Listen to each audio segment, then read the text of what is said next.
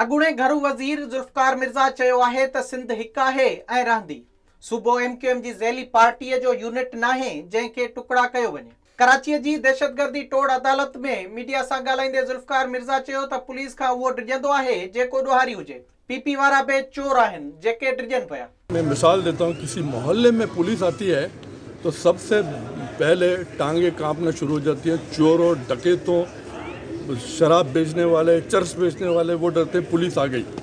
तो जो डर रहे हैं उनके दिल में कुछ तो है ना, चोर है वो।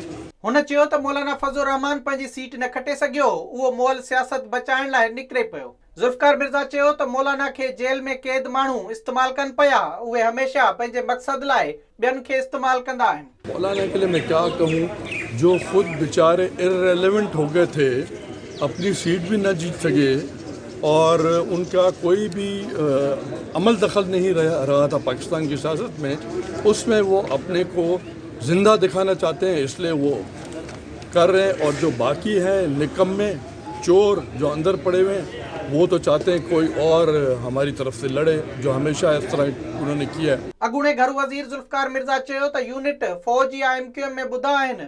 सिंध को MQM जी ज़ैली पार्टीअ जो यूनिट नाहे जंहिंखे टुकड़ा कयो वञे। एक तो हमने फौज में यूनिट सुने, दूसरे फिर MQM की यूनिट। अब सिंध जो है वो MQM की कोई ज़ैली तंजीम तो है नहीं जिसके वो यूनिट बनाएंगे।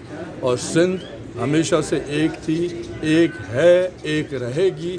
विजिट कयो अवामी आवाज़ मीडिया ग्रुप की वेबसाइट awamiawaz.pk।